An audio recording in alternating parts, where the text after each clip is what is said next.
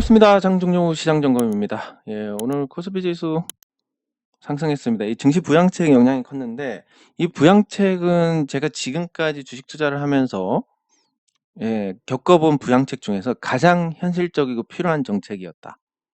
이렇게 볼 수 있습니다. 그리고 이런 반응이 나온 것은 우리 증시도 제대로 된 정책만 있다면 충분히 좋을 수 있다라는 걸 보여줬다. 가능성을 보여줬다라고 해석을 해도 무리가 없고, 이런 보통 부양책에 가장 강하게 반응하는 게 외국인입니다. 그래서 이번 부양책으로 인해서 한국 증시가 디스카운트된 요인을 해소를 할 수 있을 것이다라는 기대가 커지고 있는데, 정부가 내놓은 이 기업 밸류업 프로그램에 대해서 한번 다뤄보도록 하겠습니다. 기업 밸류업 프로그램. 이게 뭐냐면, 이 상장사의 이사회가 스스로 기업 가치가 저평가된 이유를 분석해 대응 전략을 수립하고 이 이를 투자자들에게 적극 설명하고 소통하는 것을 지원하는 방안인데, 그게 보통 이제 제일 큰 게 뭐냐면 이 자산 재평가입니다. 그러니까 자산이 뭐 10년이고 20년이고 재평가를 하지 않으니까, 뭐 이건 우리나라 기업 전체에 해당이 되는 얘기입니다. 예를 들어서 경매로 공장 40억짜리를 받았다. 그럼 실질적인 가치가 이게 보통 70억 정도 하는데 경매가 나와서 40억에 받습니다. 그럼 보통 이제 이 컨설팅 잘하는 쪽에서는 이걸 70억짜리로 자산 재평가를 만들게 해줍니다. 보통 경매 받은 그 해나 그 다음 해에 이렇게 가능합니다. 이걸 받으면서 이익으로 잡는 게 아니라 요 차익만큼 또 출자로 전환해가지고 이 재물을 보강하는 그런 형태로 가면 좋은데, 대부분 이런 방법들을 쓰지를 않습니다. 그냥 옛날에 있었던 그 평가했던 그 시점에서 매년 물가가 오르듯이 자산 가치도 오르는데도 불구하고 안 합니다. 그래서 보면 부채 비율이 높은 기업들도 있고, 그런데 그 회사들 찾아보면 다 훨씬 적게 잡아놨더라. 그래서 제가 예전에 HK 보여드리면서 평당 100만 원을 잡아놨는데, 무슨 경기도에 계획관리 지역 땅이 100만 원밖에 안 합니까? 요런 거를 이제 안 잡는 이유가 혜택이 없어서입니다. 주가가 올라봤자 아무 이유 좋을 게 없고, 최대 주주는 어차피 안 팔 최대 주주는. 근데 우리가 상속세나 이런 걸 매길 때는 대부분 또 주가 시세로 하니까. 그래서 요 방침은 두 가지 측면, 당장은 PBR이 낮은 저 PBR주에 영향을 크게 줄 것입니다. 왜냐하면 왜 도대체 자산 가치가 1조인데 시총이 3천억밖에 안 하느냐. 이거에 대해서 이제 기업 밸류업 프로그램을 적용해서 제 자리를 잡을 수 있다라는 거. 그러면 이제 그런 부분들이 해소가 되고 나면 그 다음은 뭐냐면, PBR이 1인데 그 보니까 이거는 뭐 저걸 예를 드는 게 좋을 것 같은데, 뭐 HK. 자, HK가 보면 지금 시가총액이 328억입니다. 그리고 재무상 순자산이 607억이니까 대략 한 56% 정도? PBR이 그러니까 0.56배입니다. 이 정도 되는데,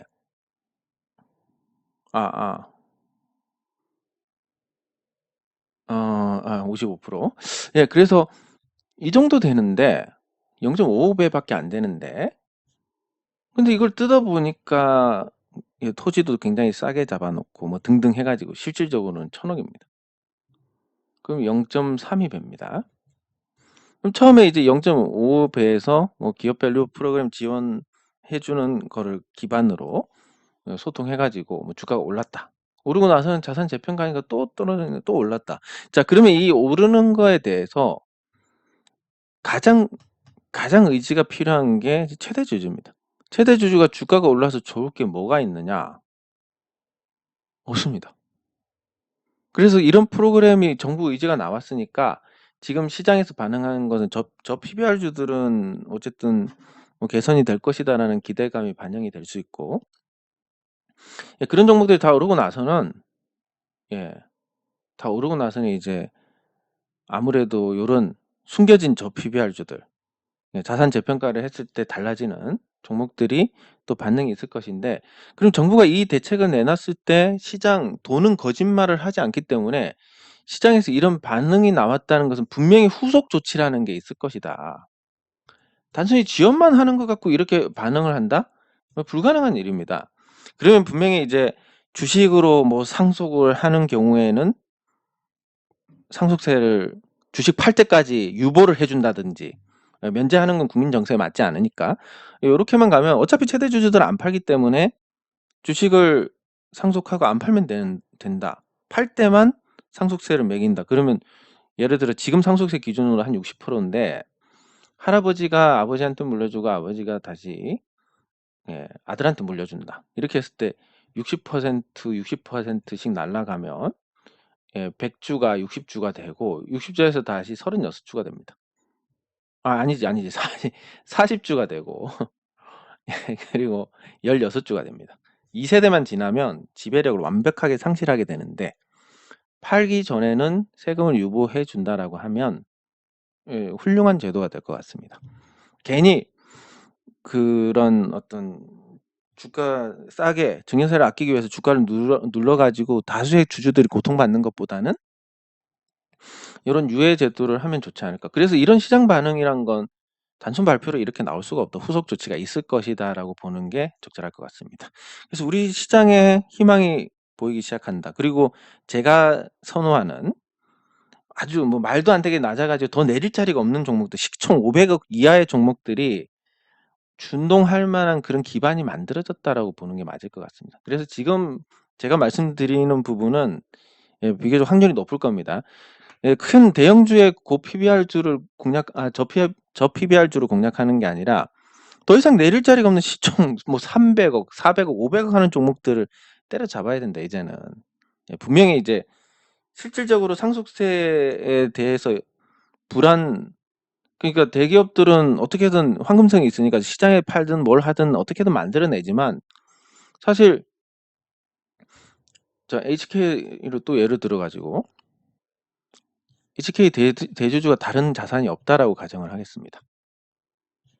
오직 주식만 갖고 있습니다. 이게 시세로는 한 70억 정도 된다고 보고, 예, 그러면 지금 평균 한 328억 기준으로 70억에 뭐 기본 공제 빼고 뭐 5억 정도는 빼고 65억 대상으로 30억 빼고 나머지 40억에 대해서 60%를 매긴다라고 하면 16억이 남습니다. 그러니까 지분이 순식간에 반토막이 나버리는 상태가 됩니다. 이렇게 낮은 주가라고 해도. 근데 이거를 그러니까 주가가 낮아도 이 정도인데, 그러면 뭐 월급으로 많이 땡기고 뭘 하고 해서 이걸 납부를 하면 그나마 뭐 방어를 할 수 있다 이거지만, 만약에 뭐 그런 상속세에 대한 어떤 부담만 없다면 주가가 많이 오르면 이걸 담보로 대출을 받을 수도 있고 예, 나쁠 게 없습니다. 예, 그래서 요런 어떤 근본적인 한국 증시가 약세가 된 근본적인 부분에 손질을 할 가능성을 내비치고 있고, 선거 전이니까 좀 가시적으로 후속 조치가 나올 가능성이 크다. 예, 그래서 시장은 지금부터 이제 좋은 분위기를 이어가면서 선거까지는 양호한 흐름이 되지 않을까, 이렇게 전망을 하는 게 확률이 높을 것이고, 시총 낮은 종목들은 완벽하게 다른 대접을 받을 가능성이 크다. 이렇게 볼 수 있습니다. 그리고 오늘은 조금 시장과 관계없는 요 제가 개인적으로 오늘 참 이런 날도 있구나 하는 제안을 받은 게 있어가지고 예, 그래서 그 뭐랄까 이 전화위복이라고 해야 됩니까? 예, 그런 일이 있어가지고 댓글 확인하고 오늘은 거기에 좀 시간을 할애하도록 하겠습니다. 이게 입이 근질근질해서 예, 감사합니다. 예, 감사합니다. 감사합니다. 감사합니다.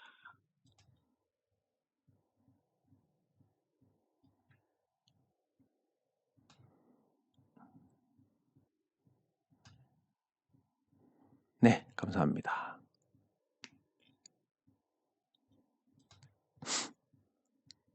네, 감사합니다. 예, 맨날 그랬는데 이번엔 조금 다른 양상인 것 같습니다. 어,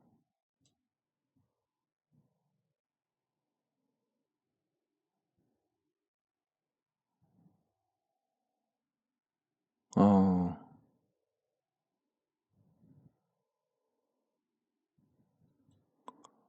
아이고, 또 이렇게 세세하게 말씀해 주시니까 저는 이런 게 너무 좋은 것 같습니다. 개개인의 어떤 의견이나 경험들을 이렇게 말씀을 주시면 우리가 겪지 않았지만 이런 진정성 있는 내용을 공유를 해주시면 예, 경험을 한 거나 마찬가지가 되고 참고를 하는데 좋습니다. 주식에 있어서는 최악인 것 같습니다, LG가. 예. 예, 감사합니다. 다음에 한번 LG가 과거에 어떻게 했는지를 한번 좀 일목정연하게 정리를 해서 한번 올려드리겠습니다. 이게 글로 쓸 때는 뭐 기억 안 나면 찾아서 이런 일이 있었는데 기억이 잘 안 나네? 그럼 찾아서 쓰고 하니까 뭔가 내실이 있는 것 같은데 말로 하니까 이제 나이가 들어서 기억력은 감퇴가 되고 말은 또 많아지고 예. 쓸데없는 말만 하는 것 같은 좀 그런 생각이 들어서 한번 다음에 다 정리를 해서 예, 그 군더더기 없이 한번 좀 영상을 만들어 보겠습니다. 예, 그러면 오늘 이제 어떤 일이 있었는지를 한번 보고 자, 말씀을 드리겠습니다. 제가 예전부터 이 리사이클링 이 사업에 대해서 설명을 많이 드렸습니다. 예, 공부도 많이 했고 충분히 잘 할 수 있을 것이다라는 확신을 갖고 있습니다. 하지만 문제가 뭡니까? 문제가 돈인데 처음에는 이 부동산 자금이 이제 회수가 될 거다라고 생각해가지고 예정대로 예, 그리고 그때까지만 해도 분위기가 썩 나쁘진 않았습니다. 레고랜드 사태 터지기 전까지만 해도 그럭저럭 어떻게든 되겠지 이런 거였다가 예, 분위기가 이제 레고랜드 사태 이후로 확 무너졌는데 이 돈이 문제가 됐던 게 뭐냐면 처음에 이 리사이클링 사업을 처음부터 하자 예, 평당 60만 원짜리 토지까지 물색을 해가지고 요거 구매하는데 2만 평이었습니다. 그래서 120억이 드는데 뭐 이건 뭐 담보대출을 하든 뭐 시설 자금을 쓰든 뭐 조금은 줄일 수는 있겠지만 어쨌든 이만큼을 사서 저 두 번째 공장을 짓고 공장이 그 당시에도 평당 200이었습니다. 그리고 5,000평짜리 공장을 짓는다라고 하면 뭐 100억. 그리고 뭐 설비 킬런 하나 오는 게 100억. 예, 필요한 킬런이. 이게 이제 우리가 필요한 설비를 갖추려면 예, 3대에서 5대. 뭐 그래가지고 한 500억 정도 드네. 이거는 뭐 할 수 있는 규모가 아니다. 하지만 우리가 그때만 해도 이제 부동산에서 잘 될 거라고 보고 예, 될 거니까 그러면 어떻게 만들어낼 수가 있겠다. 그런 생각으로 열심히 이 리사이클링 사업을 공부를 하면서 이제 비용을 줄일 방법들을 찾기 시작합니다. 예, 그래서 비용 줄일 방법이 요거를 중고 설비로 바꾸자. 그러면 경매 잘만 받으면 설비를 받아서 개조를 해서 대당 20억 원으로 줄일 수 있다. 이렇게 하면서 이제 사업이 조금 될 것 같은데 공장도 5,000평까지 굳이 필요 없다. 한 3,000평으로 줄이자. 이렇게 해서 이제 이 비용을 투자비를 깎는다기보다는 좀 적은 투자비로 사업을 진행할 수 없을지를 계속 다듬어 갑니다. 예, 그래서 요 다음에 나온 안이 공장을 많이 갖고 있는 기업, 상장 기업에서 한 3,000평을 비워가지고 요걸 쓰면서 요 개조 설비를 갖고 돌려보자. 예, 그러면 땅값도 안 드니까 이 정도면 이제 사업 진행을 할 수 있지 않을까.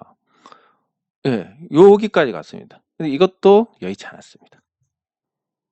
근데 그 와중에 이제 뭐 여러 가지 계속 한 2년 정도 시행착오를 거치다가 많이 다듬어졌습니다. 그래서 이 정도로 하면 사업성이 있겠다라고 생각하는 시점에 우연히 이 가동 중인 기업이 예, 뜻밖의 마치 그 나무꾼하고 그 나무꾼이 아니라 사자하고 이 나무 사이의 이야기처럼 일이 전개가 됩니다.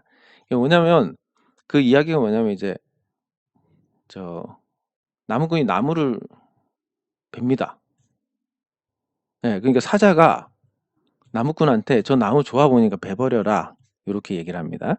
그래서 나무꾼이 베니까 나무가 쓰러지면서 도끼에 저 사자 가죽을 입히면 괜찮을 거다 해가지고 이 나무꾼이 사자도 잡고 둘 다 그래서 파멸로 가는 일인데 이 기업이 그러니까 투자 유치를 하면서 요 리사이클링을 하는 기업이 투자 유치를 하면서 400억의 가치를 인정을 받게 됩니다. 모 기업이. 그래가지고 수익도 잘 났습니다. 현금만 통장에 한 4억씩 꼽히는 한 달에 그런 사업이었고 요거 중에서 이제 그 분쟁이 생기면서 우리한테 제안이 들어온 게 뭐냐면 이 상대편 거 200억 대신에 우리가 들어와서 이 리사이클링 사업을 같이 하지 않겠냐 요런 제안이 들어옵니다. 그래서 나쁘지 않다라고 생각했습니다. 왜냐하면 좋은 사업이니까. 그리고 안정적으로 수익을 보고 있고 그 돈 주고 버리는 폐기물을 갖고 와서 자원을 만드는 이 재생 사업이기 때문에 앞으로 전망이 굉장히 좋다라고 보고 요거에 대해서 또 검토를 합니다. 근데 아무리 생각해도 뭐 200억을 만들 수가 없으니까 부동산이 해소가 되면 200억 만들어 가지고 어떻게든 해보는 방법을 구상을 하고 있다가 당연히 이제 부동산 해소가 늦어지면서 안 됐습니다. 그래서 뭐 최초에 다듬어 하는 방법도 안 되고 요것도 안 되고 그랬는데 요 나무하고 사자처럼 서로 싸우고 뭐 폭로전을 펼치다가 그 포스코가 거래를 안 한다고 하면서 파산 선고가 내려지게 됩니다. 그러면서 요게 다 날라갔습니다. 다 날라가고 포스코 부지 내에 있는 이 설비는 당장 필요하니까 요걸 계속 가동을 할 수밖에 없습니다. 근데 이 부도덕한 기업이니까 포스코는 이제 거래를 안 합니다. 근데 가동은 해야 되니까 중간에 회사를 하나 끼워 가지고 요렇게 거래를 하면서 임시로 지금 운영을 하고 있는데 요 설비가 자산 유동화 회사에 넘어갔다는 소식을 듣고 이게 킬런이 3개입니다.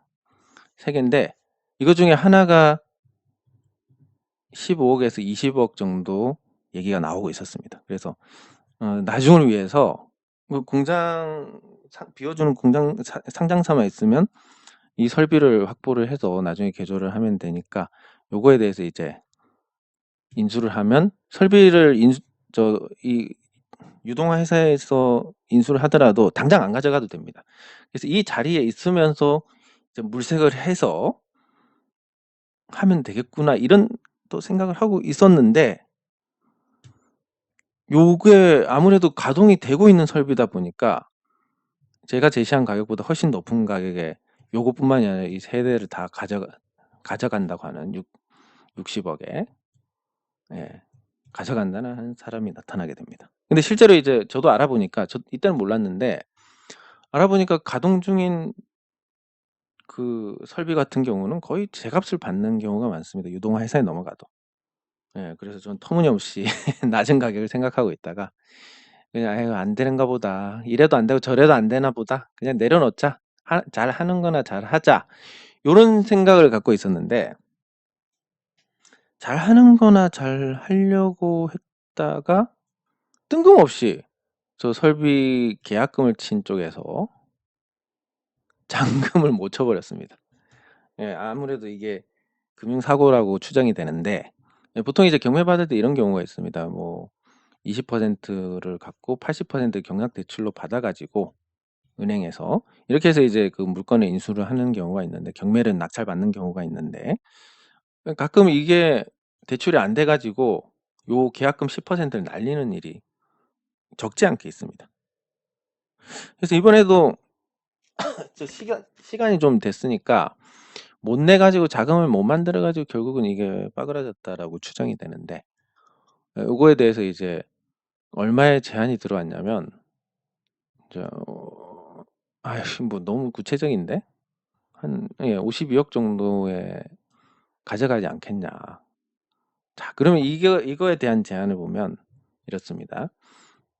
예, 400억 짜리고 그동안 가치가 더해졌다고 보면 이익이 났으니까 플러스 알파인데 이게 지금 60억, 60억이라고 적는 것은 뭐 취득세 같은 거 다 더해가지고 이 정도의 반을 200억에 검토를 했던 거를 통째로 60억에 지금 제한이 들어오는 상태가 됐고, 그리고 그 앞에 설비를 살 때만 해도 포스코가 계속 이걸 가동을 시킬지 않을지 몰랐습니다. 그렇기 때문에 이 설비를 사는 거는 굉장한 도박이었는데, 그 이후에 이제 한 6달, 7달 동안 계속 설비를 돌릴 수밖에 없는 상황을 보고 어떻게든 돌리네. 근데 포스코는 앞에 얘네들하고는 거래 안 해. 그러면 돌릴 수 있는 능력이 있는 쪽은 여기 가져가지를 못합니다.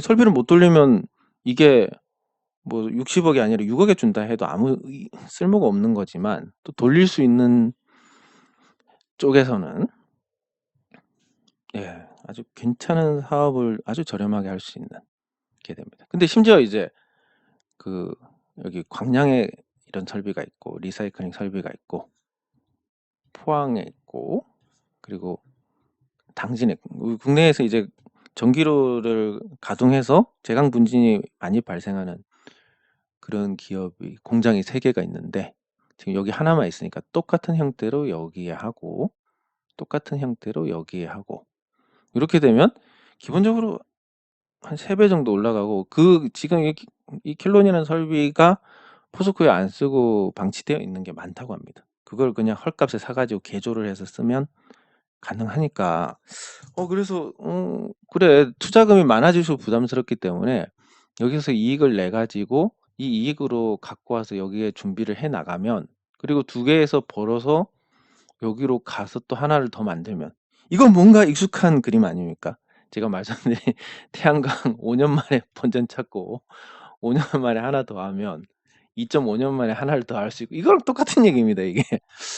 근데 제가 이거를 좋아하는 이유가 그렇습니다. 이 경영이란 것은 결국 돈이 어떻게 불어나느냐, 요 수식을 만들어내면 성공하는 건데, 이 수식을 만들어내고 변수가 없으면 성공하는 거고, 변수가 있으면 이 변수를 해결하는 사람이 성공으로 갈 수 있는데, 일단 지금 상태에서는 굉장히 유망한 사업이, 우리가 돈이 없는 바람에 알아서 깎여가지고 한 500억 들게, 지금 그러니까 지금 땅 사서 지금 새 설비 들여가지고 지금 거래처를 찾고 뚫고 한다는 게 뭐 2, 3년 만에 되지도 않을 뿐더러 돈도 한 500억 때려 박아야 되는데도 될지 안 될지 모르는 사업이 60억의 제한이 들어왔다라는 겁니다. 그럼 저도 고민을 하지 않을 수가 없는 게, 제가 이 상반기 내에 이제 회수할 자금이 있습니다.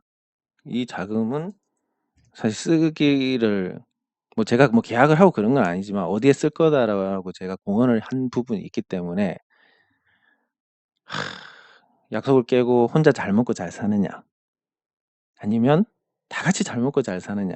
근데 제가 이제 늙고 그래서 아무 생각도 없지만, 지금 만약에 새로운 여자를 만나서 지금까지 벌어온 거를 반갈이 하자 그러면 못합니다. 아무리 좋아도 못합니다. 20살짜리가 와도 안 되는데. 근데 저는 여기 계신 분들하고 그게 가능합니다. 예. 왜냐하면 그만큼 우리가 어떤 마음으로 같이 해왔는지 알기 때문에. 근데 그게 정말 진심이기 때문에, 그래, 그러면 약속을 깨는 것보다, 제가 그리고 또 생각을 해보니까 저 60억 넣어가지고 저게 1000억짜리가 될 것 같은 겁니다. 왜냐면 저는 그동안 충분히 준비를 해왔으니까, 이 사업성을 알고, 이 사업을 잘 할 수 있는 분도 알고, 그분하고 굉장히 관계도 돈독하고, 그분의 인품도 알고, 그분의 기술력도 알기 때문에, 그리고 심지어 그분의 이 기술을 바톤 터치해서 할 수 있는, 저하고 아주 가까운, 물론 그 가깝다는 거는 그냥 사람이 친하다 이게 아니라, 믿을 수 있는 분, 또 다른 교수님이 계십니다. 포항공대 나온 교수님이 계신데, 이분이 바톤 터치를 해서 계속 사업을 이어갈 수 있겠다. 그리고 그분 소원이 뭐냐면, 바톤 터치할 거 교수님 소원이 뭐냐면, 포항에서, 집이 이제 본가가 포항인데 포항에서 직장을 다니고 싶은 게 꿈입니다. 근데 여기 거를 포항에 똑같이 만든 그것도 가능하고 뭔가 이게 운명적으로 다 되어 있는 하필 또 돈이 나올 시점에 이런 제안이 돌고 들어왔다라는 것은 이건 뭐 비극이 기다리고 있다 하더라도 한번 겪었기 때문에 이 비극이라 하더라도 이 정도는 감당할 수 있을 것 같습니다. 예. 물론 이제 제가 앞에는 감당의 범위를 넘어섰기 때문에 고통을 많이 받았는데 그렇게까지 꼬일 줄 몰라 가지고. 근데 이거 같은 경우는 그동안 충분히 준비를 해서 예, 적어도 '끔찍한 일은 없을 것이다.'라는 예, 자신이 있습니다. 자, 그래서 요걸 그래.